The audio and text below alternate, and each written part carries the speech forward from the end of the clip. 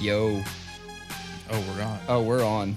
We are so on. I'm sorry about that last 10 minutes, but we are on Heckin Cool Dad's Podcast, Ep003. We've made it. This time, neither one of us are drinking. This shit is getting progressively worse. It's Tuesday. Well, but drinking's fine. Yeah.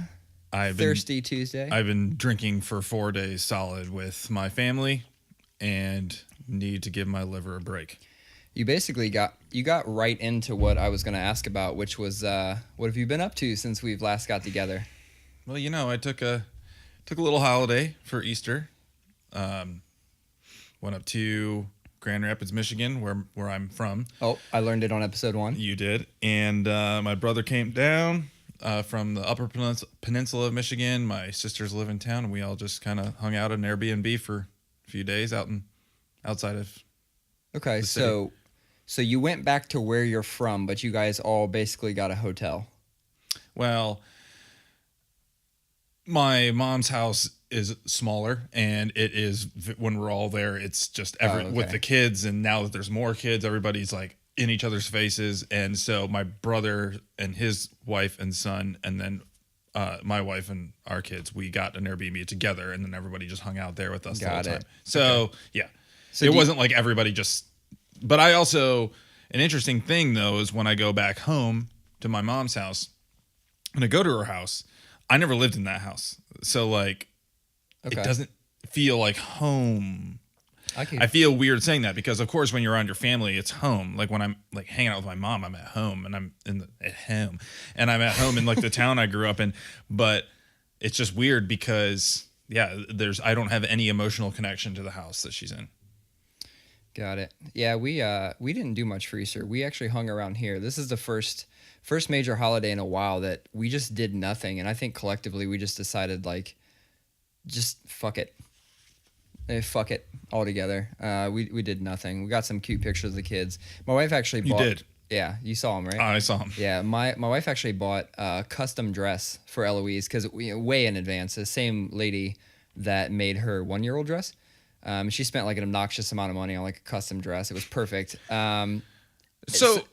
Keep going. No, honestly, that story was going nowhere.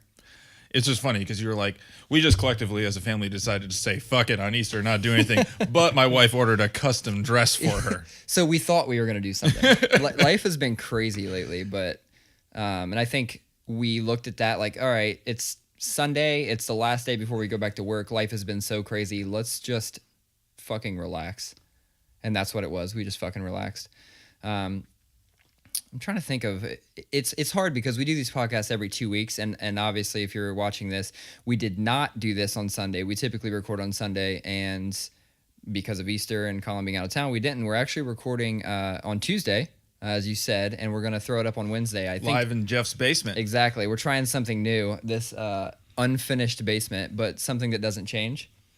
Looks like Jeff's basement. That's not Jeff's basement. Yeah. Wayne's World.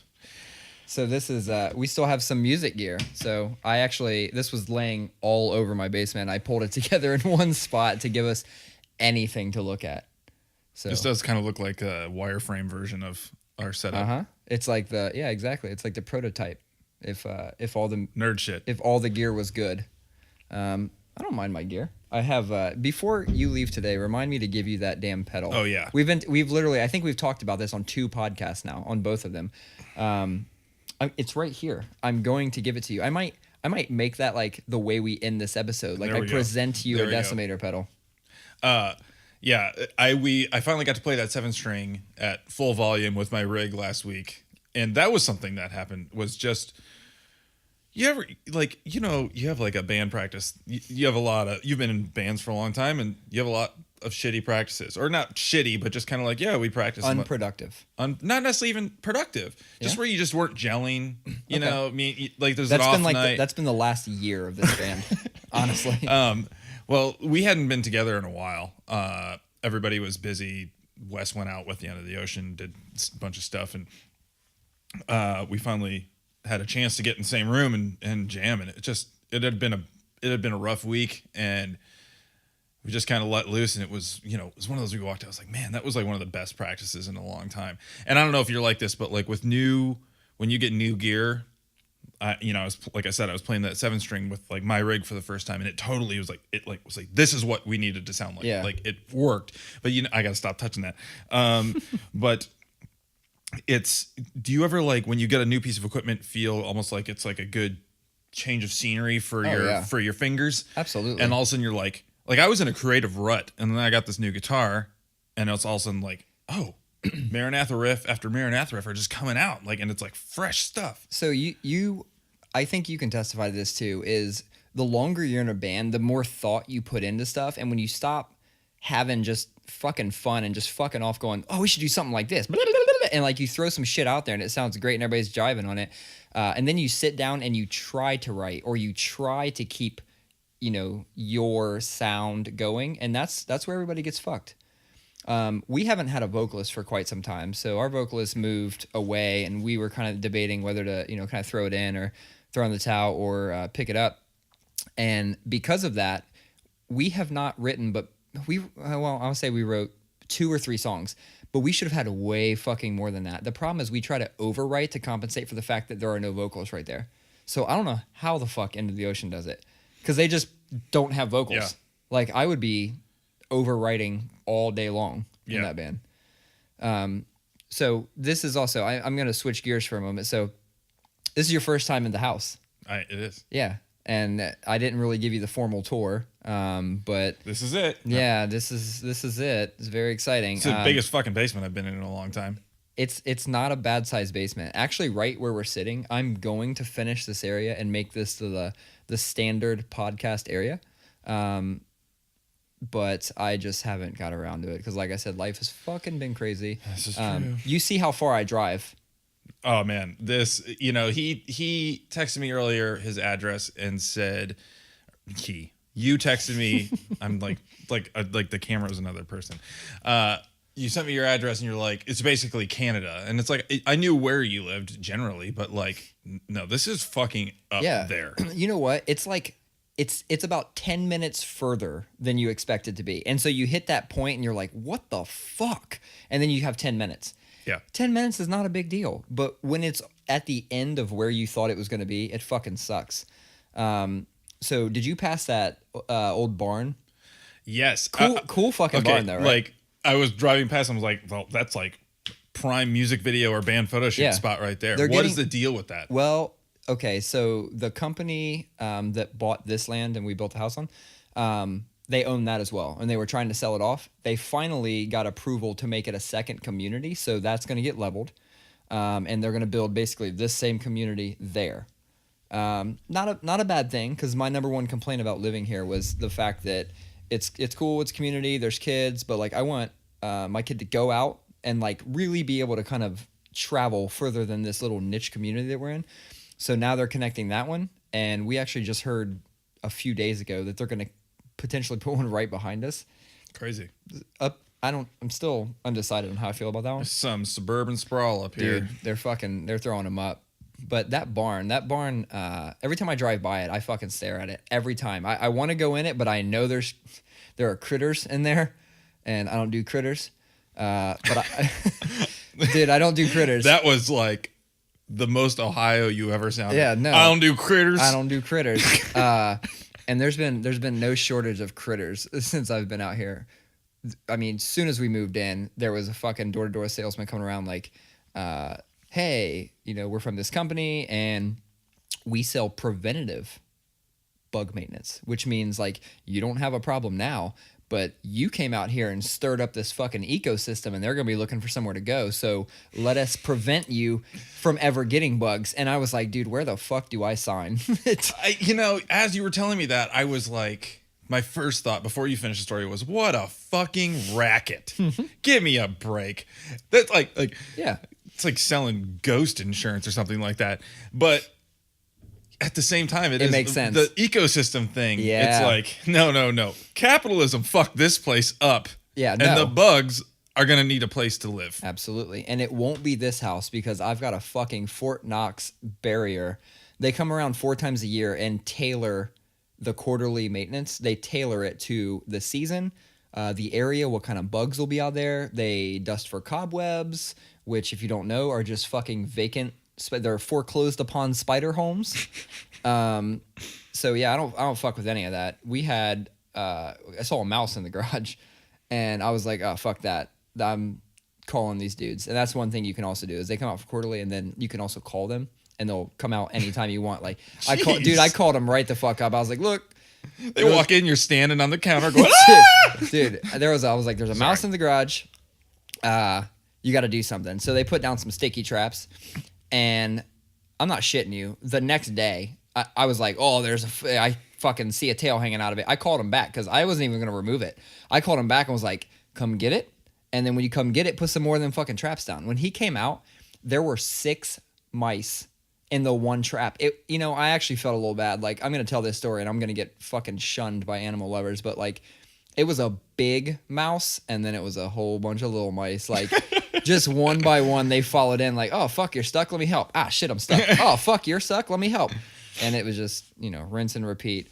But did you ever go to like abandoned shit like that when you were growing up? Was that a thing? Because it's a big thing now, the urban exploration. Yeah, I didn't do that stuff. I did, it was different back then. I don't like feel super good about letting my kids just like go. Oh yeah. I definitely didn't have permission. We have a fairly contained neighborhood, and so within our neighborhood, I'm kind of cool with that. But like as a kid, I remember like we would like fucking get on bikes and my mom would just say, come back at whatever time, call me at whoever's house you're at. Yeah. And I would bike 2 miles away. And and it's like, so we would get into like construction sites and stuff like that. Yeah. We didn't really go into like abandoned shit. But a little bit.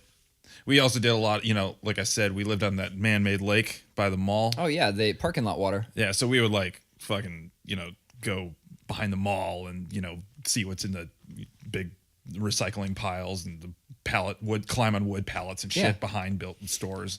We did that stuff, but we didn't go into like abandoned shit. I was too scared.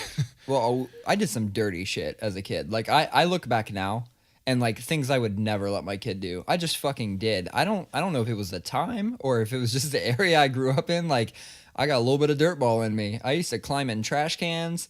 I would find things and be like, maybe I had some like hoarding tendencies because I would find things like, oh, I can fix this. And like my friends would be like, you have no idea what's wrong with that. Like it's in the trash. Somebody probably tried to fix it. I'm like, they're not me. I will fucking fix this. My little brother was like that. Yeah. There was like in my mom's basement, there's so much shit that's just like pieces of garbage. Yeah.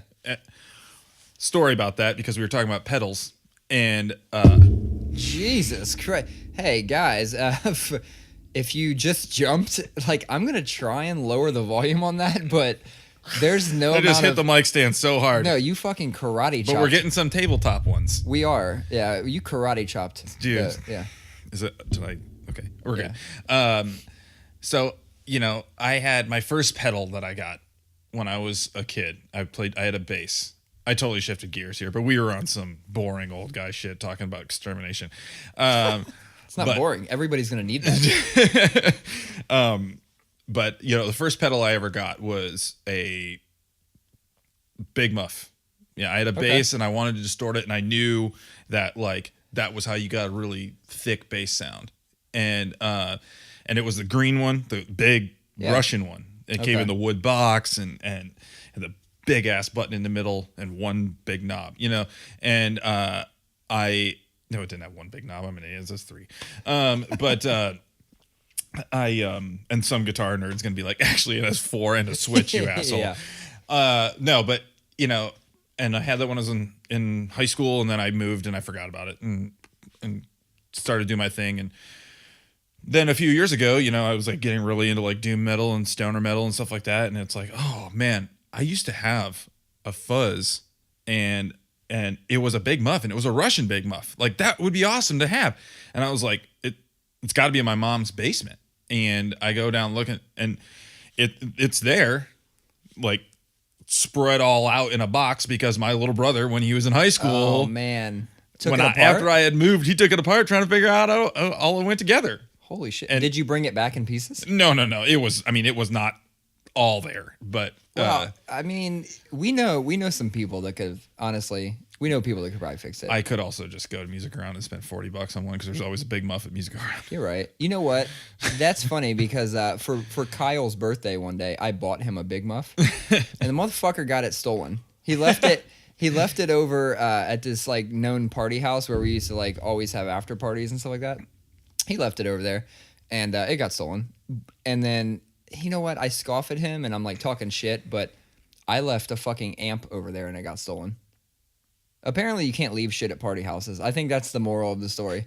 There's always like one moral per fucking episode, and that's the moral of the story is like if parties and drugs and things like that happen at these houses, don't leave things that are expensive. And you always know these houses. This one it was a double, and there was one side that was like, you know, all my friends, and it was a band and a bunch of people. You go to the top of the stairs, and they had kicked a fucking hole in the wall, and you could go to the other side and party too. It was called the Portal. Yeah, dude, fucking, and I could spend the next 5 minutes just shouting people out from those days. But anybody who knows will just know. It is what it is. The Portal, the fucking Portal. That's great. Speaking of leaving equipment somewhere, so this is a good one. This is a good story. So, last year, 2 years ago, something like that. We played a show at Double Happiness, and I had my red ESP as my backup, my LTD, and it was in just a little gig bag, and I bring it with me just in case I break a string. Never use it, and was probably hammered at the end of the show. Packed up my stuff and left. And then I don't know. This was like maybe 4 or 5 days. And also that guitar sits in my basement, and it's off in the corner, out of sight, out of mind. You still have it? Yeah. Okay. And this was probably 4 or 5 days later. Do you know Knox? Oh, of course. Yeah. So he worked at Double Happiness at the time, and he had been talking a couple days ago about how some stupid band left a guitar behind, and he took it home and was playing it. And then he posted a video on Twitter or Instagram or something like that, and he goes, "I fucking love this guitar."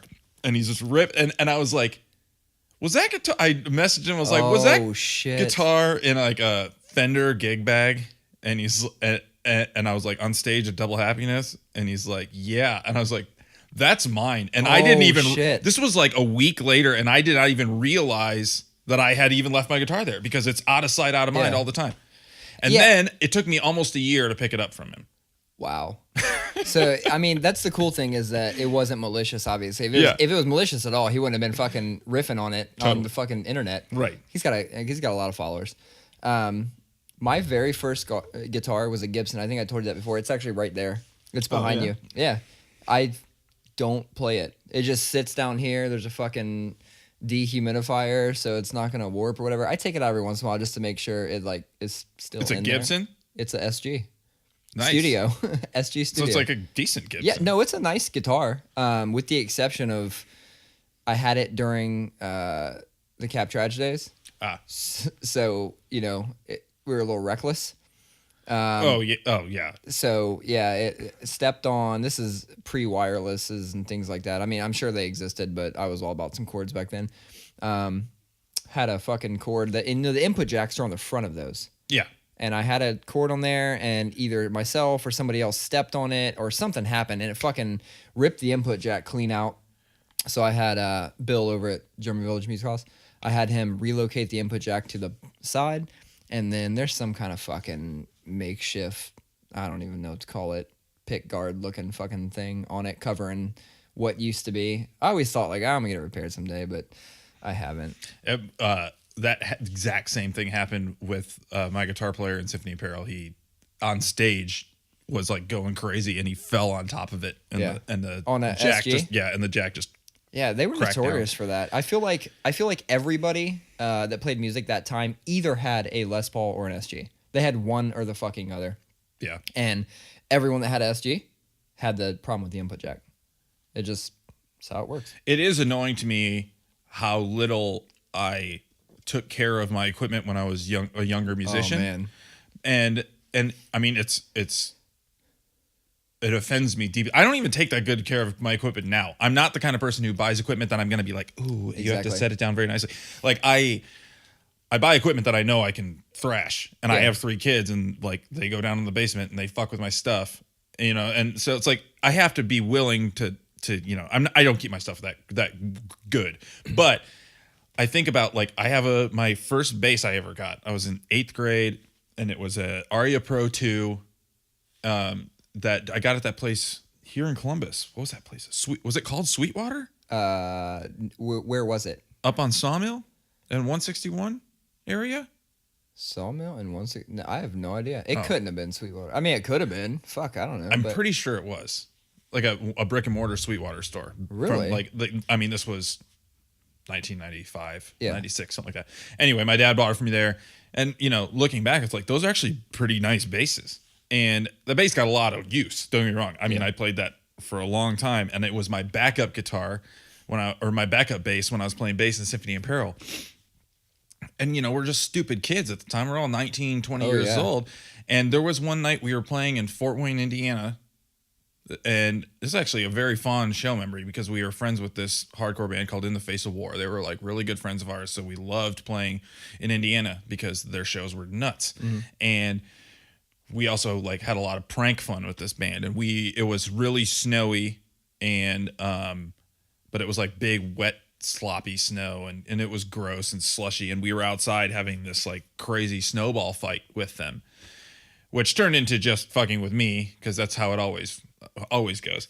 And all of a sudden I get this just dump of snow on my head, and I turn around, and my fucking guitar player used my first bass as a fucking shovel. Oh my god, the front of it.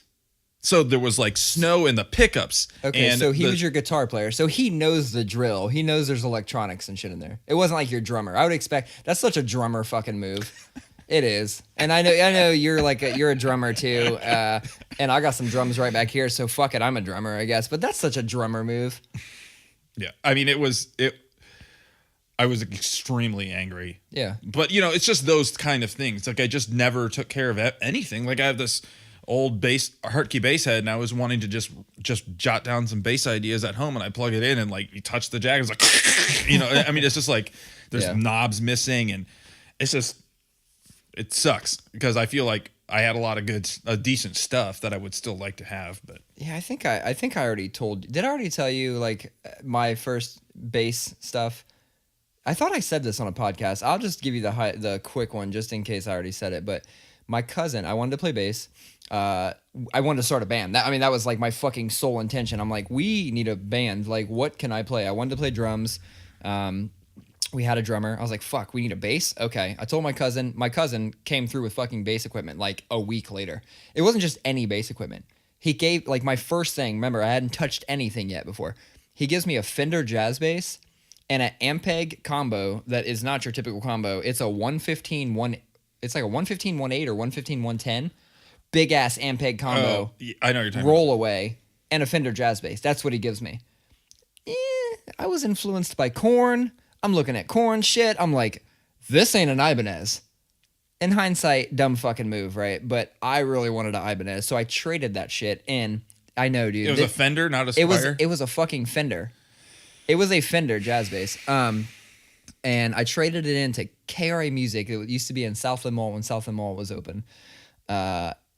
And I'll never forget this. I traded in my Ampeg amp, and I got a crate head because I did not want a fucking combo amp anymore. I wanted head cab separate. I'm telling you, dude, this goes hand in hand with kids not taking care of shit.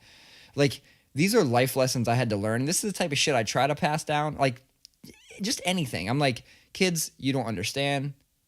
Dad has been through it. I have made some dumb fucking mistakes. Let me help you not make these mistakes. But then I realized, like, those are the same things that everybody told me, and I made those fucking mistakes anyway. Yeah. So it's just going to happen. Yeah, and you also think it feels like a mistake now, but at the same time, like at the time, you know, you were going for a specific sound that you thought was cool, and you knew which equipment to use to make that sound. Not really. No? No, I should have kept the Ampeg to make that sound. Honestly, what I was going for is the fact that I thought combo amps were lame. Yeah, were lame as fuck, and I wanted it was like bigger the better. You know, like I don't think like that anymore, but I was definitely thinking, you know, bigger is better. And you go see like Converge for a good chunk of his set. Kurt Ballew's playing a combo amp loud as fuck. Wow, it's crazy. So you mentioned something a minute ago. Just you said, you know, you have 3 kids. How many animals do you have?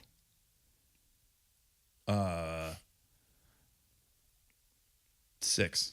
You have 6 fucking animals? Took me a minute. Like, hold on, wait a minute. Break it down for me. So I know you have what? I have Angus, the big ass dog. So you have a dog, big old lab. Okay, he's 107 pounds. That's not a fucking lab. That's a horse. That's a Buick. pony. It's a Buick. Buick. Yeah, that's a fucking Buick. That's a snarling Buick. And I have Melvin, the Boston Terrier. Okay. And named after the band, or named after the band? Really? Yeah. So Angus, obviously AC/DC. No. What? Well, we beef, just fucking beef. No. Beefy ass dog, beefy ass name. So Angus was the first thing that came to mind as far as it was that. It was like he was like a baby cow. Okay. I mean, he was when we got him as a puppy, he was huge, and then but it was like Angus, and then we were like, but that's also like one of the best movies from the 90s. Okay. Remember Angus? Yeah. And so it was like that, like immediately, you know, I remember loving the soundtrack to that movie. So it's still music based. And then, you know, yeah, Angus Young, sure.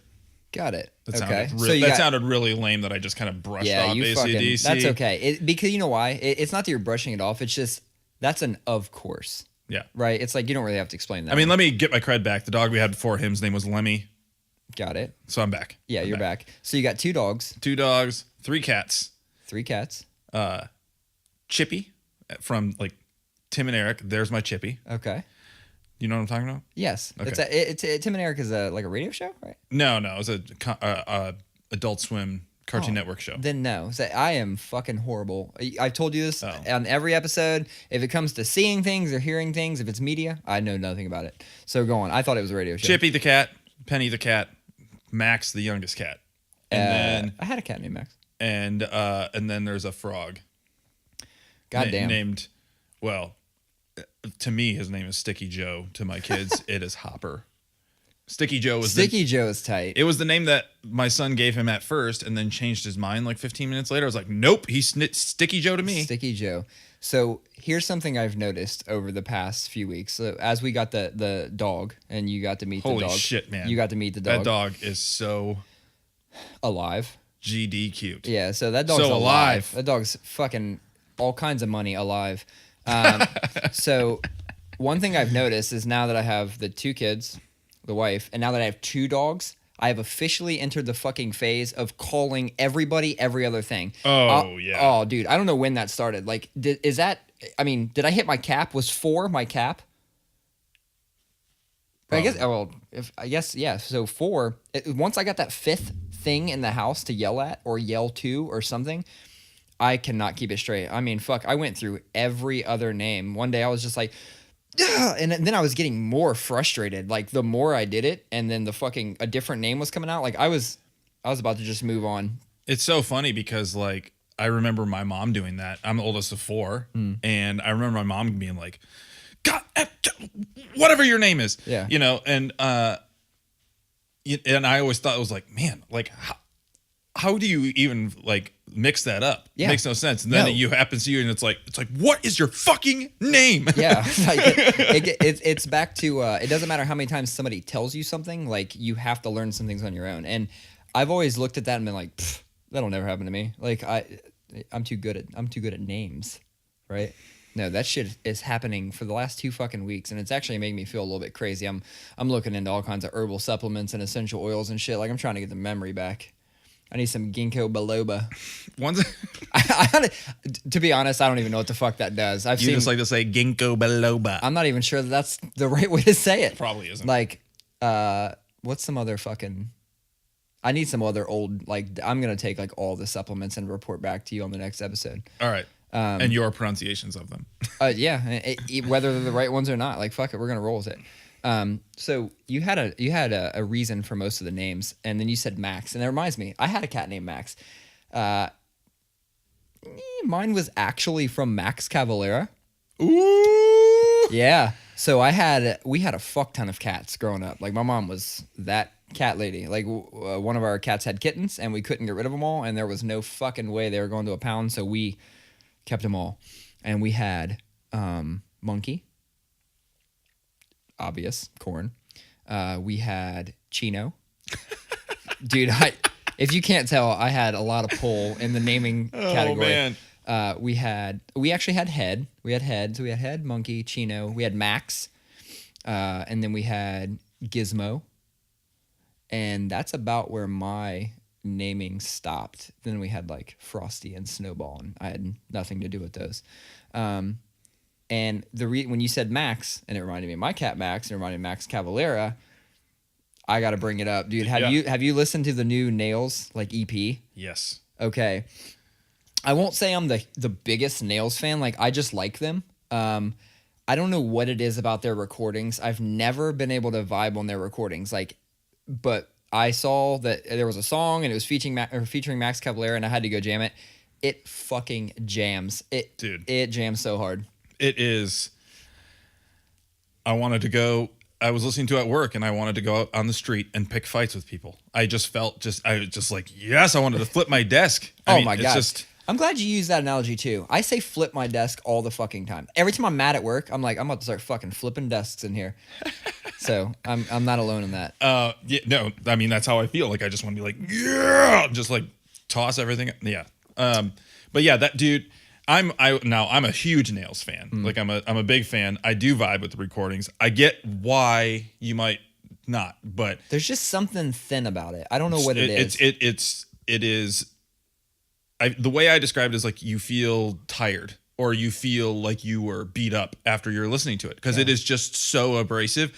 And I think that's what I like about it, is the fact that everything about that band, and it pisses a lot of people off. You should see whenever Todd Jones the singer goes on Twitter and just starts talking like he talks, because he's just one of those guys who talks in all caps and talks a lot of shit. And it drives people crazy. And it's like, no, you guys, you don't understand. Like, literally, this band's whole goal is to be a giant middle finger. Just fuck you. We're loud. We're abrasive. We're pissed off.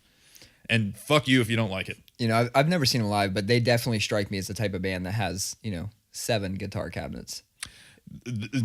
Monster rigs on stage. I like Todd Jones. He was in Terror. Yeah. He's like old. It's funny because you look at pictures of Terror and pictures of Betrayed, and he's like got like white shirts, and he's really skinny, and in Nails he's just like huge neck, and he's on stage with a leather jacket on, just fucking. I mean, yeah, their guitar tone on those songs though. I can listen to it and be like, God, that's fucking great. I love their guitar and bass tone. I just wish. I just know that it's so much better live. I need to catch him live, because I know it's so much better live. And for me, like, I don't know why the recordings piss me off so much, but they do. They sound too thin. Like, they're not doing those songs justice. Maybe that's what it is. I just feel like it's not doing justice. You and I specifically we come at guitar tone and gear from different angles. Yeah. You come like really crisp and clear and digital and really everything really perfect and refined. Refined, I think, is the right way of putting it. Detailed, and where my philosophy is like loud, noisy, messy. Okay. So it's an interesting way of looking at it, because I feel like if you do come straight at Nails with that kind of mindset, I wouldn't like it. And but I think I just really like lots of noise. And I see what you're saying though about the thinness. Part of that comes from the pedal, that HM2 sound that Buzzsaw has a really high. Yeah, high end. I don't know. I just sometimes I just want to take it and put it into the Studio One and just add a little thump to it. A little thump. Yeah, and it's not necessarily like I don't even want to say it's the you know, like you said, coming at it and the guitar and not messy sounding, but it's not that, because like one of my favorite albums of all time, and like if Alex Nida was still in town, he would be able to call this out. There's like 2 albums that I listen to that you can, if I look at you and go, hey, what the fuck was I listening to on the way here? Like that's a signal to say one of these 2 albums, and it's fucking Welcome to Viper City by Recon. And that album is a shitty recording. It is. In the best way, though. Like, I don't know. That fucking album to this day gets me so hype. Like, I'll mosh my car. Isn't like the last song is just like one open note hit like every 30 seconds? Yes. The breakdown gets very spread out. And then the other one is Remembering Never. Never liked that band. Really? Man, Women and Children Die First is like, I mean, count me the fuck in. Those 2 albums I can listen to anytime. And I don't really, you know, I'm not straight edge or anything like that. So it's not like it's funny, I called out 2 straight edge bands. But it's not like I identify with the lyrics or anything. It's just, I fucking love how pissed both of those bands are. Let me back up. Both got shitty recordings, though. I got no problem with Remembering Never. It never resonated with me, and I've gotten a lot of shit for that. Like what? Like that exact like what? Yeah, dude, I because I like them so much. I don't know why I like them so much, but I like them so much. It's hard for me to think anybody that came from that era doesn't like them. Right. You know, is there any other bands you can think of? That record does sound like shit, though. Both of them do. Both of those fucking records. Like, I feel like people are still trying to copy that Recon sound to this day. And I found a band the other day. Man, I wish I could fucking think of their name. But I will absolutely butcher it if I even try. It starts with a V. Vamachara? Never heard of them? Who knows? Dude, it's something close to that. Whatever it is, it fucking rips. I'm going to text it to you when you leave here. And next podcast, I want you to... Because you said you do like Recon, right? Yeah. Okay, cool. Then you're going to fucking dig this shit. Like, it's the closest thing I found to Recon in fucking years. But are there any other bands back from that era that just, to this day, like, that's it? You just want to put them on every once in a while. They still get you hype. Because I have all of them.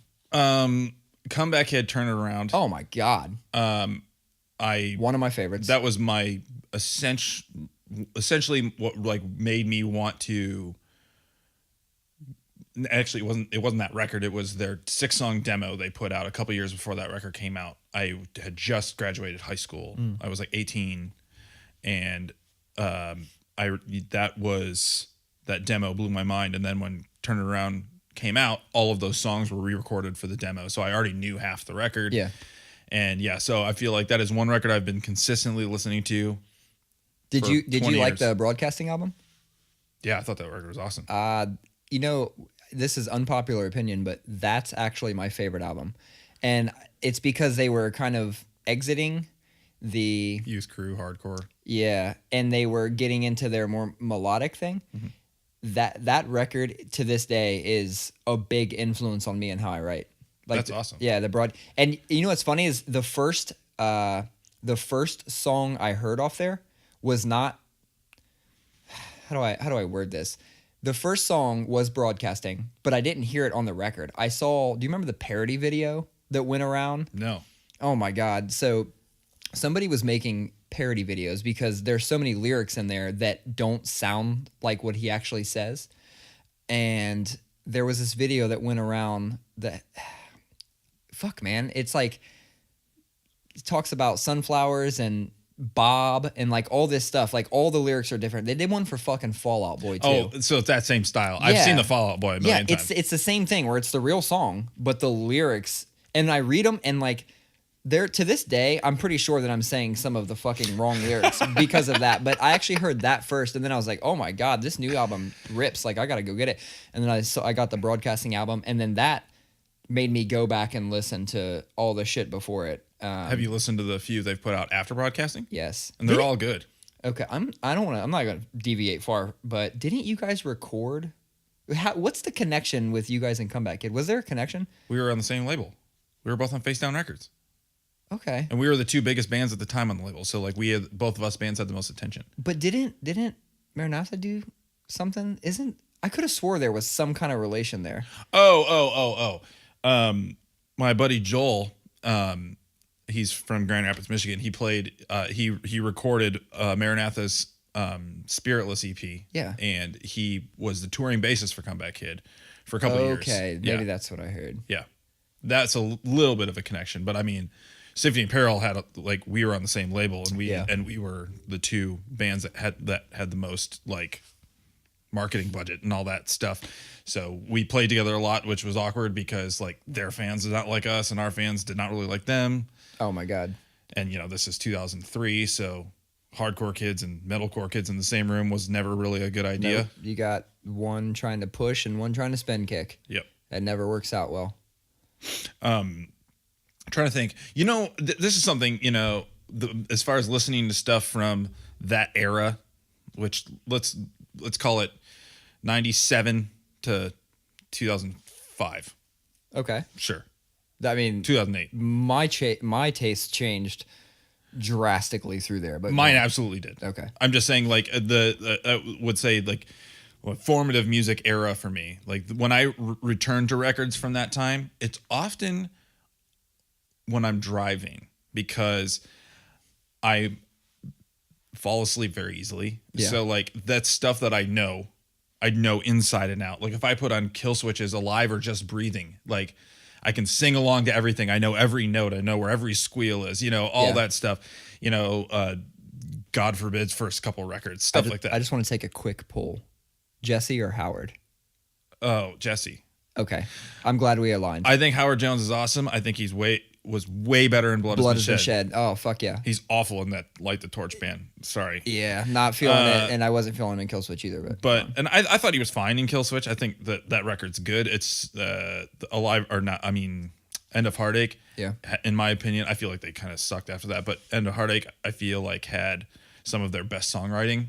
Like they really were nailing it. That's a band that knows what they're doing as it is. Yeah. Because they're all like accomplished musicians with degrees in music and stuff. Yeah, like Adam. I saw Adam play drums for Unearth.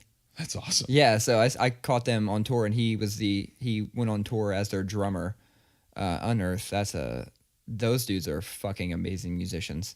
But I don't want to divert you from that. So Kill Switch. Jesse is a much more dynamic vocalist. That's my thing. It's like that dude's range is all over the place, and he can sing. Yep. And he can do he did that clutch sounding band Seamless or whatever, and he can do like hillbilly style singing. That's got a little bit more swing to it. For people that live kind of in the country outside the city, like myself. I shouldn't have said that. Yeah, fuck you, Collin. I see where you're going with that. We're getting more houses out here. We were talking about this earlier when I said that you sounded super Ohio, and this was something that happened this weekend that was pretty funny.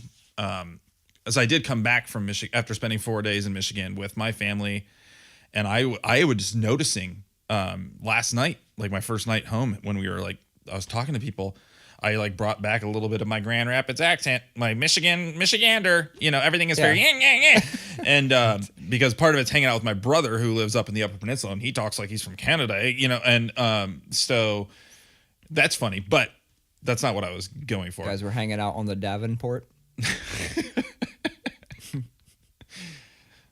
I lost my train of thought now. I fucking fucked you up. You brought back the accent. Okay, so we went to church on Sunday, and at the church I went to when I was in high school with my mom, and it's a mega church, so there's 3,500, 4,000 people in there. Holy shit! And the stage is in the middle, and it's seating in the round.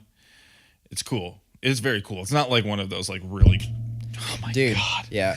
I am so sorry to you listeners out there. But it's not like one of these really fucked up mega churches where the pastor's wearing $1,200 sneakers. Yeah, $11 million home and shit. Plugging Instagram's Preachers and Sneakers account. What? Preachers and Sneakers. Is that a real thing? It's a dude that takes pictures of these mega church pastors and then shows the listings for the fucking Yeezys they're wearing and stuff like that, and how much they spent out of your tithe Man. on their clothes. It's would, kind of mean spirited, but at the same time, it's like fuck these guys, dude. I would go to church if if my pastor was like, and I said pastor, like I don't even honestly know what kind of fucking denomination I'd be. Denomination? Is that right? You're on, man. Okay, I don't even know what I would choose to be nowadays, but whatever it is, they need Yeezys. Like my guy needs Yeezy, my guy or gal, or. Well, then maybe you wouldn't like this account so much because they're trying to make these guys look bad. Good, I'm going. I'm going and linking. I'm gonna link it. Anyway, so I'm at church and this I'm in Grand Rapids, Michigan, and the pastor. I later found out that he's from Ann Arbor, but he was like talking about how God's love is for everybody, and then he's like, even those from Columbus, Ohio. And my mom sits in the front row in a fucking mega church. Yeah. And I'm like in the second row behind her. And I literally look at this guy and I just like put my hands up like, what the fuck did I do to you? I didn't know that he was from Ann Arbor. My mom explained that to me later. Yeah. So it literally just sounded like he was saying, fuck you to Columbus, Ohio people. That being said, back on the hillbilly tip, they finished the music at the end with like some like why do I want to say hillbilly? I don't some know. bluegrass it's the same song. reason I say 1100 for every crazy number. I'm being like really like classist. Just kidding. Anyway, they finished the worship music at the end with like it was like a Woody Guthrie gospel song. So it was like, like the train beat, and it was a bluegrass song, and they were, I think maybe one guy was playing a banjo, and it was fun. Yeah. But that's kind of cool. So they do a bunch of different styles, appeal to everybody. I mean, you kind of have to. You got a shit ton of different demographics. Yeah. So they did this, and it was supposed to be just kind of like an old-timey gospel thing. And this whole church of white suburban Western Michigan folks are clapping on the 1 and the 3. And which is backwards of the way bluegrass works. Yeah. Where it's on the 2 and the 4. Yeah. They were going, I can't even do it. It was so bad. And I am just, how does this guy have the nerve to get on stage and diss people from Ohio and then watch 4,000 people not know how to clap to a country song? Here's the difference between I was so pissed. A mega church in Michigan and a mega church in Ohio is they would have never been able to make that joke, especially even people from Columbus, Ohio, without fucking some yahoo in the back going, OH! You know what I'm saying? That is true. Yeah, that would have happened. Honestly, even though the church was in Michigan, I was kind of expecting that to happen. You should have just fucking done it. Why? What do you have to lose? I guess, in hindsight, that would have been funny, but I was actually just hoping he would look at me going like this because I'm just like, you know what? Fuck you, man. Are they on are they on stages, like big stages? Yeah, the stage is probably about, I don't know, 4 feet off the ground. Was the drummer on a drum riser? No, the drummer is in a drum pit on the side of the stage. Okay. I actually really don't like the way they do drums there because you can barely hear them because there's there's plastic panels, and all this stuff. Yeah. But that was another reason why people weren't being able to clap on beat was because you couldn't hear the snare drum. But who am I? Did the snare drum sound okay? Couldn't hear it. Oh, you said you couldn't hear it. Okay. Got it. But I had another thing that was a totally different direction. But because I'm done with that story. Anyway, I found myself. Wrap it up, Collin. I found somebody from. I consider myself from Ohio now because I've lived here for more than half of my life. A lot of your formative years too. Yeah, and so as somebody from Ohio, I was deeply offended by that in my hometown. Yeah. Anyway, back to old guy stuff. Any part of your body falling apart? You got that point yet? Because I have. I was actually going to ask you how this fucking chair is treating your ass bone because I'm wiggling. Oh, I'm wiggling, but I also I lean when I sit. Yeah. But I lean my body, so I'm kind of hanging off the edge of it as it is. So I'm gonna put a soft flex out there right now. But these chairs that we're sitting in are handmade. Nice. Yeah. By you? Fuck no. That's something I truly have always wanted to do. I've always wanted to buy a welder and shit like that and learn how to weld. Like, I feel like that is one of the most manly things possible, and there's no better person to pick that up and do that than me. Do it. Help me. That's how you take a fucking manly thing and you really ruin it when you look another guy directly in the eyeballs and you say, "Help me." You know what I'm saying? That's how you fuck a man story up real quick. No, these chairs are fucking awesome. That's why I still have them, even though I haven't used them in 2.5 years.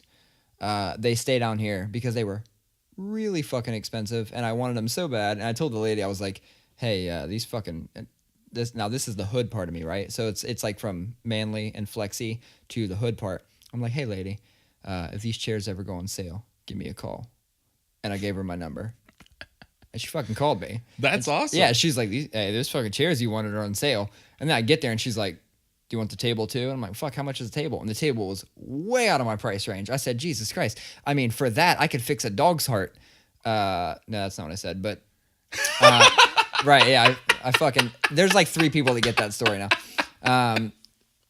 No, so the chair, it was way too expensive. So I bought some like shitty little table, and then I had these tight ass chairs, and they're all metal, but dude, they're doing a number on my ass right now. I feel fine. You feel good? I mean, it's not like the most comfortable thing in the world. We both sit in chairs, for the most part of our day. Yeah. We got some fucking expensive chairs at work, and they're no better than this. My chair at work's a little bit better than this. Yeah, maybe I'm being facetious. I'm being ungrateful. But is any part of your body falling apart? Because mine is. I have sciatica. You know what that is? It's like something to do with your lower back. Lower back, My dad's got side, all the way down to your knee. It's your sciatic nerve. When I do certain things, it's fucked up. I have shitty wrists. If I how you catch yourself, and this is from years of skating and fucking them up and spraining them and breaking shit. And if I put my wrist down the wrong way, or if I even lift weights the wrong way, I fuck my wrist up, my ankles, I roll them very, very easy. And just as of lately, I'm trying to get back into running because my wife's a marathoner and she makes me feel like a total bitch all the time. Like, she can just literally not train or do anything and go outside and run 13 miles. Like, "Oh, that was a good introductory run." I'm like, I've never ran 13 miles in my life. So I'm trying to run a little more. Dude, if I don't walk, like a fucking mile before I ever start trying to run, my knee is just like, fuck you, I'm done with whatever you're trying to do to me right now. And it just gives out. What do you got going on? I got a bad neck. Neck? Yeah, so I think about 1.5 years ago, I started noticing some pretty constant pain. And it's the way I describe it best is, it's like all the time it feels like I slept on my neck wrong. Like the feeling you get when you're like, "Fuck, man, I just slept wrong last night." That's how I feel. You just woke up saying that for the past 7 years or something? Yeah, that's how I feel all the time. And I noticed that it was after shows was hurting. Oh, dude, you got a bangover. No. I know what a bangover is, and I get those. But I was noticing after shows it was hurting in one spot. And then, so I talked to my doctor. He gives me an X-ray. I'm going to keep this story a little short. And now I'm addicted to pain meds. No. Now I am a statistic in the opioid crisis. Now I really belong in Ohio. But no, he was talking to me about his X-rays, and he's like, "In this part right here that looks fucked up is this spot right here." And it's like, "Oh, that's exactly where my neck hurts after every show." So my first thought is, fuck. I've ruined myself because I've spent the last 15 years headbanging on stage. I've ruined myself at age 35. And so I've gone through a lot of things. I went and got an MRI, and then I did physical therapy and all this stuff, and nothing really helped. And my doctor was looking at my MRI, and he said, now I'm going to, refer you to this spinal surgeon, to see what he thinks. And because it's arthritis in my neck, and there's bone spurs forming, and my spinal cord is flattened at one spot, and it's crazy. And this guy walks in. This is the kicker of the story. This is what I was getting to. This surgeon walks into the room, and he goes, "Oh, hi, and he introduced himself. And he just seemed really surprised. And he goes, I'm not going to lie to you. I didn't look at your chart. I just looked at your MRI. And I thought I was about to meet a 55-year-old. What? And I'm just like, oh wow. no. So did they actually, are they saying that, yeah, you fucking headbanging? No, that's the thing. I told him, I was like, I've been performing heavy metal music. That's how you always say it to people who don't understand. Yeah, you gotta I'm in a heavy metal band. We play hard rock. It's pretty jammin'. Heavy metal like AC/DC, yeah, just like pretty much just like that. My dog's name is Angus. Yeah, I mean, come on, come the fuck on. But is it callback? That was a good yeah, callback. That was but you know, it's not a good callback if you actually say that was a good callback. But we'll let the people decide. That happened on a podcast I was listening to yesterday. Oh, really? Where he said that was a good callback, and I thought that was lame. I'm not gonna take us away from this, but I like the fact that we actually know what the fuck that's called now. There you go. Yeah. Anyway, I was like, I'm going to be honest with you. It almost felt embarrassing. Like I'm a 35-year-old man who's been headbanging for 15 years. And now I might like be fucked up. Yeah. And he goes, that wouldn't cause this. And he goes, that doesn't help. He said it's not actively making it worse, but he's like, it's not going to help your comfort. I'm like, okay, good. Yeah. So he's basically saying if it hurts, that's your problem. Yeah. But he said, he goes, anybody in your family got a bad back? And I was like, yeah, my dad's got a bad lower back. And he goes, yeah, I think you were just dealt a bad hand on this. Oh. And so he's not going to do surgery. He said, I'm not going to recommend surgery. I feel like you're 35 years old. He goes, you're going to have to get surgery at some point, probably when you're like 60, 65.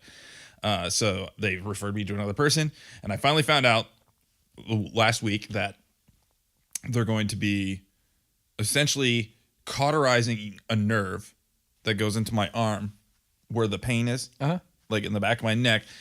There's like an injection where they concentrate heat on it, and they're basically just turning the nerve off. It's not a motor nerve. It doesn't control anything, but they're literally just telling my brain to stop. They're not fixing the pain. They're just telling my brain to stop listening to it.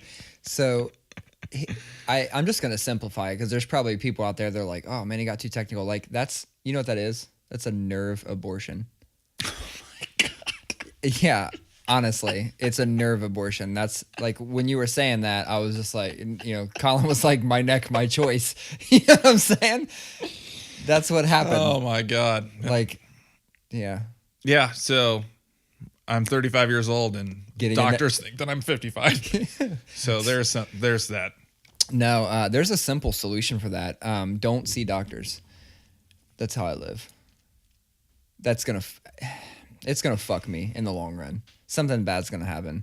I'm always like, you know what? I definitely downplay everything. Like, and I'm actually bad about this with my kids. Like my wife is, she's the one that levels me out because something will happen and she's like, we got to call the pediatrician or we got to call this, and I'm like, it's walk it off. Like I'm definitely that person. I'm the walk it off person, and I think nothing is anything, right? I just think everything's this innocent thing, like, oh, it's just a cold or it's just this. And fucking countless times, like I'm glad that I listened to her, or that I don't even want to say I listened to her. I'm glad that I gave in to her wishes and took the kid to the doctor or something because it's something fucking crazy like strep butt. Right. Yeah. There's one that I didn't see it coming. You know what I'm saying? Like I do the same thing. I actually think part of it is, because I know that both of us kind of grew up lower middle class or lower class, and healthcare sucks for people in that income bracket. I had no concept back then. Like, sure, I went to the doctor. Sure, we had a family doctor, but I don't remember going a lot. No, I will say there's oh, sorry, go ahead. No, but I'm just saying I feel like there's that's a part of it. Like we grew up in a walk it off atmosphere. Yeah, definitely grew up in a walk it off atmosphere. That single parent household. Yep. We didn't have time to do that shit. I did always go to I remember always going to like my annual things. I went to all my annual stuff, but with the exception of when I fucking rode my bike into a 2x4 one time, which sounds like a weird thing, but it happened. And when you pull your lip out and there's that skin down in there that's like feels like real sensitive skin, I ripped that completely. and I ran into a board. And then when I pulled my lip down into the mirror and looked, I could see my fucking chin bone. Yeah, and I was like, oh, all right, well, this one's a bad one. Like, I'm gonna have to figure this thing out. And I called my mom on a payphone. I'm pretty sure I called her collect because your boy was out just riding his bike. It's not like I had a pocket full of quarters. I'd have probably been buying some Reese cups with them. So I called my mom collect and got her to pick up. And I was like, and she didn't drive, so she had to get somebody to bring her to me, get me. We go to the doctor, and that was one of the worst things that I had ever been through. My doctor growing up was Nationwide Children's Hospital. That's what's cool, is to see that whole area expand and see all the ways that they actually help people. I did a volunteer activity there just the other day and helped kids decorate eggs. Have you ever like been to the Ronald McDonald House or anything? It's a trip. Like it's an experience. Like if you're looking for something to feel good about yourself, like you walk away feeling good. Like I've never been so excited to just do tasks. I'm like, what do you need help with? And they're like, well, we have 150 loaves of bread that need cut that like Katzingers donated to them. I was like, fucking give me a knife. That's something that I'm trying to do. I'm not trying to do, but it's something that I think about. Like, yeah. You want to take your kids? Yeah. Like, I feel like that's a good way to just teach them empathy. You know, like a few years ago with a church I was going to, we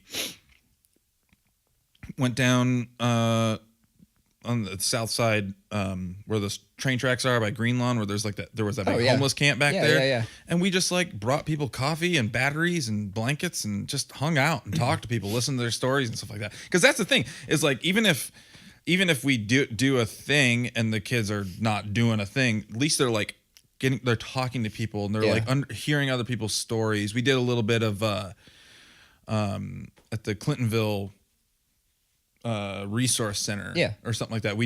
They do like you can go volunteer and you can unload food and help and serve food to the folks who are coming in who can't afford to eat other places and stuff like that. And we took our kids to that a couple times, and I think they were still a little too young to really understand the gravity of it. But I think that I feel guilty that I haven't done more introducing my kids to that stuff. But it's just like there's so much going on all the time. I don't know how people make time for that stuff.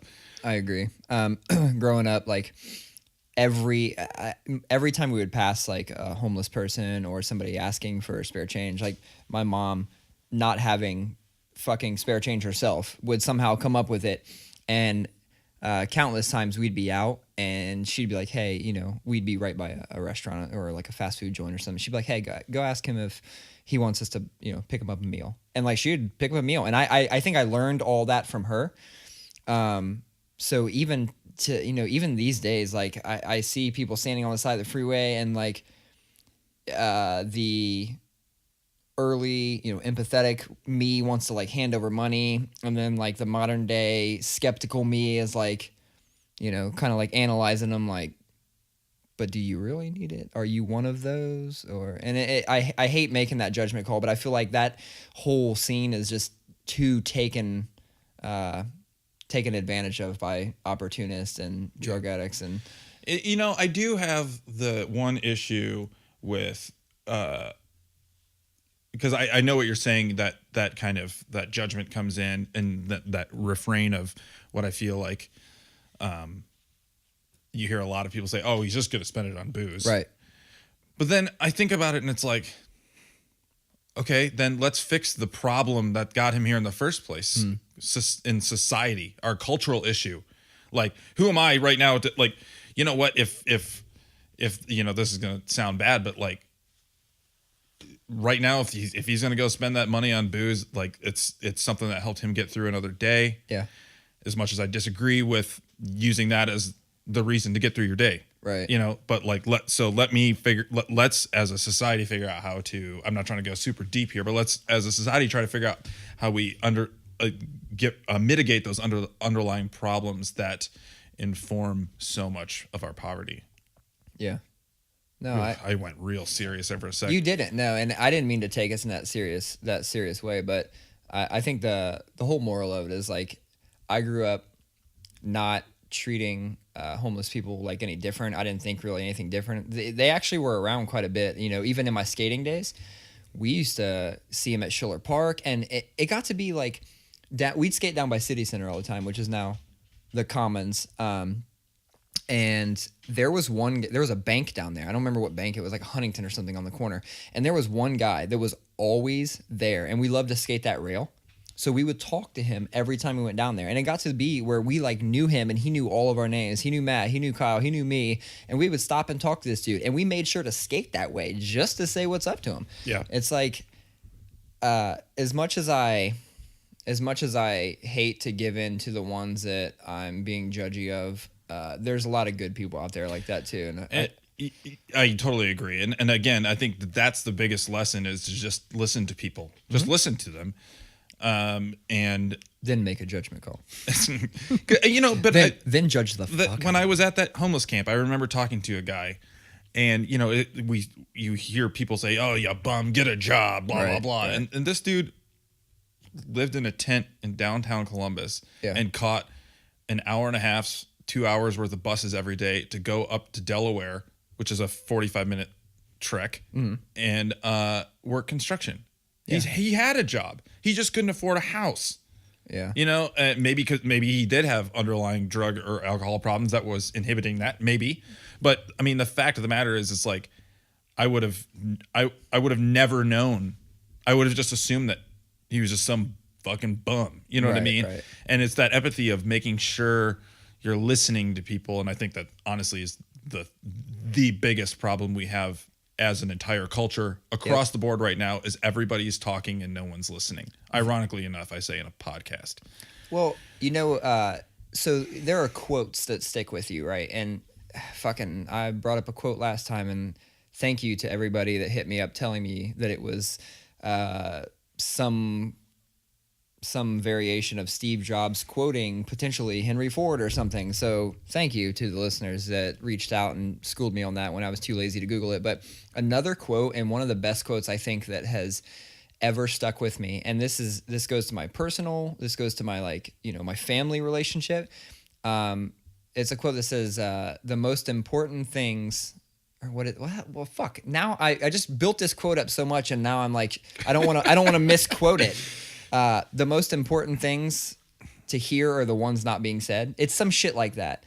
I don't know why I can't fucking remember this quote. I really do like it. I swear it's a good quote, but it's something to that extent. It's just about listening to people, and you're not reading, so I don't want to say read between the lines, but finding what they're actually saying. Like, totally. And we see this in every form, not just words. We see it in pictures. Like, you look at somebody's Instagram and you're like, man, they're fucking killing it. Like, they're having fun. They're traveling. They're doing all this shit. But it's like they're only putting up the best moments of their life, Did you see my Easter picture? Was it kids outside on the grass? No. I posted that later, but I had the Easter Family Pic Challenge 2019, and we could not get it. We were trying to get 5 kids to take a picture together. Oh my God. Beatrice, my daughter's crying. Yeah. My nephew is crying. My other nephew is like looking weird. And the 2 kids that we thought were going to fuck it up, my boys, were both sitting there with like really nice smiles. Yeah. It's pretty funny. That's wild. And just to bring this all the way back around, that's all we did get out of Easter was some candy and some good photos, and I'm glad we could still link up and do this podcast despite Easter. Fuck you, Easter. Get out of my face, Easter. Zombie Jesus. Yeah, I'm one of those. Wasn't it weird that 420 and Easter were on the same weekend? How everybody was making the same stupid jokes. Honestly, I full transparency, didn't even catch it. But I will say that I would love to see, and maybe this is just the corporate slight data nerd in me. I would love to see this year's candy sales versus the last 10 years. I would like to see where that's at. The better scenario would be if Easter was the day before 420, because then all the Easter candy would be a quarter of the price. Ooh, Reese eggs. No joke. I'm in the grocery store today, and what time are we at right now? About 70 minutes, something like that. We could probably slow it down. Yeah, 8 minutes. 8 after. But I was at the grocery store today. I was in line, and this guy in front of me acted like he was in a hurry, and then he looks over, and And there was like a huge line for the self-checkout. He looks over and there's like, you know, the circle of shopping carts that are full of Easter candy for $1 or whatever. And he goes, "Oh, fuck." And he got out of line. And he like went over and I was like, "Don't mind if I do." And then just, you know, but it's just, people get stoked about that. Yeah. No, yeah. I'm typically one of those people, but man, I've been fucking packing salads like nobody's business. And tomorrow is I mean, Chipotle day. I mean, no joke. The video of episode 1 of this was a wake up call for me. I was like, "Holy shit, do I look like that now?" I need to eat better. I was telling a story today to a coworker. He's such a well-dressed person. And I was telling a story like, man, I used to put a lot more effort in. And then I was reminiscing about, there was a store called Dr. Mojo. Do you remember that store? Oh, yeah. So it's now like called like the denim store or something like that. It's the same owners. Oh, really? I guess it was like the guy who owned that place was like the black sheep of the Schottenstein family.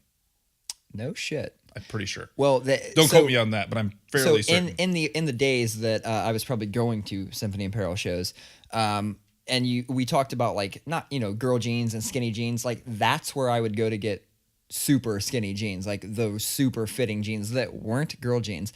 In fact, my most prized possession at that particular time was a pair of $280 Energy jeans. Ooh. Yeah, energy. Energy. I was like, say Diesel. No, Diesel. Dude. But back then, like, you couldn't get Diesel at fucking TJ Maxx or something like that. Nowadays, you can catch like some Diesel or some 7 for All Mankind, and they're at like TJ Maxx. But that's what I like where you're going. That doctor, like, because there was a time in like metalcore scene fashion where it was like part of the deal was flexing your $150 7 for All Mankind jeans. Yeah, absolutely. It was crazy. Yeah, and what a weird time. I had $280 denim. And I go in there, right? And like, I tell the guy, I'm like, and this is my first like really skinny pair. Like, I had worked my way down to these. It was a taper from kickwear down to these bad boys. And it was a couple year process. We went through the pipes, in Menace, and they just kept getting smaller. And finally I was like, I'm ready to fucking pull the trigger. I'm ready to get, suit me up with the spandex ones. So I go in and I didn't know where else to fucking get them. So I was like, God, $280, like this is crazy. Back then I was a size 29 or 30 waist, and I was like looking at these jeans and I'm like, where's the length? Did you hear that? What was that? Somebody's playing with one of the Google Homes. Oh, I call it the baby shark machine because that's where all the baby sharks get played. But I'm like, where's the length? And he's like, oh, no length. These are unisex jeans. You buy them in the waist size according to inches, and then we tailor them in the store for you right there. And I was like, get the fuck out of here. So sign me up. It's like part of the cost. It was awesome. So I did that at Nordstrom's with a 7 for All Mankind girl jeans. Jesus. So they measure me up. I get these jeans, and we used to have a guys trip every year. It was like me, my 2 brothers, and my cousin, the same cousin that bought me the bass gear. Was that was like my dude growing up. So we used to go and catch like a Cavs game. I take my jeans because it's like that time, right?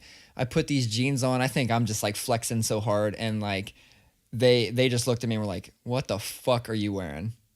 And I was like, And then I went into flex mode. Man, these are $280. Like, what do you know about nice jeans? And they were like, "Those fucking jeans have a hole in the knee," and like it was hard to argue with it. I was like, it was a strategic hole, and it won't fray. Like, it's strategic. It's supposed to see my knee. Like, honestly, they made me feel real fucking dumb for having $280 jeans. But then I came back home and like the flex was back on. Like, everybody was like, oh, like, I had the flexi jeans. On my honeymoon, we went to, we were in San Francisco, and this was, still. Hold on. Before we go, I told that whole elaborate story, and the whole point of it, like literally the whole point was I had a 29 or 30 waist. And that's like you said, oh, I looked at myself on the video, and I'm like, that's the way I look? Yeah, it was because I had an awesomely thin waist back then. Same. Honeymoon. We were on a honeymoon, and we were in San Francisco, and one day we had all this wedding cash. We're walking down Union Square in San Francisco where all the flagship stores are for it's like the shopping center. Yeah. And going to the Diesel store because, we're coming out of that time, but at the same time, it was like expensive jeans were still cool. Yeah. And I have all this wedding cash, and I'm like, Daddy's gonna splurge. And I bought these. They're amazing jeans. They fit. That's the thing. They fit amazing. They did.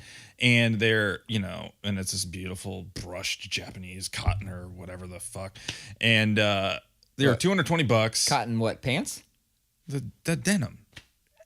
Denim's made of cotton, isn't it? See, I legitimately don't know. Somebody help us out here. Yeah, legitimately Denim's made of cotton. Know. If I'm not right about that, I'm going to be like really upset, actually. Because I feel like... I have no fucking idea. It's anyway, the weirdest thing. I guess we do have Google right here. Anyway, I buy these jeans and they have all this distressing. And it's like really thin and threadbare, and they're just cool. $230 jeans, something like that. And I only wore them a handful of times before that thin distressing in the back. All of a sudden there was just huge rips in the butt. And it's like, why the fuck are they making these $250 jeans? The price keeps going up every time I say it. Yeah. Why the fuck do they keep making these super expensive jeans, these $350 jeans that, fall apart after 10 minutes? That was just me being an old guy ranting. No. I don't know even where I was going with that. But yeah, that was the last time I splurged on a pair of jeans. Now I just wear Levi's only. So, number one, denim is cotton. I just looked it up. You did? Yeah, fuck yeah. This is why we need a tablet or something close. I told you, because I'm using my phone to record the video. I need a tablet or something. Oh my God. So you know how many people listening to this are like, these guys are fucking idiots. I gotta be honest. Never. You could have asked me hey, what 3 possible things are denim, and cotton would not even have been in the top 3. I don't know why the fuck that's blowing my mind right now, but I hope that impresses other people as much as it's impressing me. That's gonna be my new quiz question. Oh yeah, well, what is denim made of? What I mean? And then everybody like, cotton, you moron. Yeah, I have so when I said earlier today, when I made that joke, I said spider webs were foreclosed upon, cobwebs were foreclosed upon spider homes. That actually came out of a joke that my coworker, she thought cobwebs were just like dust decided to stick together in one area. She didn't realize that it was old spider homes. No, it's spider webs that have stopped being maintained, therefore dust collects in them. Exactly. Yeah, but she was like, I just thought it was dust. Literally dust just forms and one piece grabs the other piece and then it just keeps on going. So that's where that comes from. I'm going to just take a second. I mean, we're at an hour and 17. I think this is a good place to wrap it up. We're going to start making these a little shorter. Get that goddamn pedal, man. Let's get that pedal out here. I will get that pedal. One thing I'm gonna while I get this pedal out, I'm gonna have you kick it off first. Do you have any trivial things that annoy you? Trivial things that annoy me. Yeah, we brought this back several times. It'll be funny if this is the same thing I said last time because I can't even remember. But it's when a child is making a noise. Is this the one I said last time? I don't even know where you're going with this. When a child is making a noise and you tell them to stop and then they do it 10 more times really fast. Okay, so you went with you went with the family one. Hey, stop doing that. Hey, stop doing that. I said stop, and then he looks me in the eye and goes, yeah. And that is universally, all kids think that's funny. Whoa. Universally, dads don't. I hands down agree. You'll catch a punishment real quick for me. I'll take some kind of electronic away. Mine comes from an experience I had over the weekend or Friday or something. Is just people who rubberneck. Oh my God. Yeah, people who rubberneck, and I don't really get mad at traffic. I get mad when stupid things cause traffic. And that being said, I'm a total fucking hypocrite because I rubberneck so hard. But I'm better at it than everyone else. The rubbernecking thing, man, if you're gonna rubberneck, you gotta be good at it. You gotta know I'm fucking when good the at right time to go, holy shit. Yeah. But I go up 315 here in Columbus, which has a divider down the middle, a tall divider that you can barely see over. And there are so many times on the way. Ooh, look at that! You can hang that on a necklace. I'm gonna put that right here. Check it, flexing this shit. See, I just handed Collin a shiny, bright chrome decimator pedal. But you know, there's so many times I'll be on my way home from work and I was like, why is the traffic this far back today? Like, why is it so bad today? And then I'll be sitting in parking lot for 15 fucking minutes. Yeah. And you get up there and it's like, oh, that's because there's a fire truck on the other side. And that's all you can see is the top of the fire truck. It's always the other side. Oh my God. Now, what happened to me though is I was reminded of why I hate rubberneckers, but at the same time, this one legitimately was on this side. And I actually thought about it later. I was hoping that everybody was okay. There was this really fucking bad accident. And it was right where the outer belt, you can get onto the outer belt from our north-south freeway 71. So I was trying to go on the outer belt and I'm raging on people. I'm like, God, you fucking asshole rubberneckers. Like, you guys fucking suck. And then I get up there and I realize, like, ah, shit, it's a really bad accident. I had this little bit of guilt, you know? But, I mean, it's bullshit, I still fucking hate rubberneckers. It's bullshit. And I'm still better than they are. This is true. Yeah. All right, so I think this is a good spot to wrap it up tonight. Heckin Cool Dads podcast. We're still trying to get a website out there. And you know what? I'm not even gonna lie. Like, I haven't tried. Have you tried? No. All right. Yeah. So we still have plans to get a website out there. It's not enough hours in the day. There really isn't. We actually have a couple other things going on. I talked to you about some shirt designs. So we should have some shirts coming. Hopefully they're universally appealing to various audiences. We've also got some other fun stuff coming up. We're gonna have our first guests. Hell City weekend. A lot of friends of mine will be in town. I have a lot of friends in the tattoo world, and a lot of them are awesome dads. And that doesn't necessarily mean they have to come on Heckin Cool Dads, but I think it would be a good place to start. Have some guests on, so we're looking to do that very soon. We've also been talking with a number of local breweries about being able to host our podcast from time to time from the breweries. Maybe get some behind the scenes, action with the brewmasters and things like that, and just have some fun with it. Like I just want to have fun with this. This has been a great new creative outlet to explore. I don't really know where it's going to go. We've had a lot of conversation about it, but it's definitely been fun to explore. He's so stoked about this, and I'm stoked. I'm just along for the ride, baby. Yeah. All right. Heckin Cool Dads, episode 3. Peace.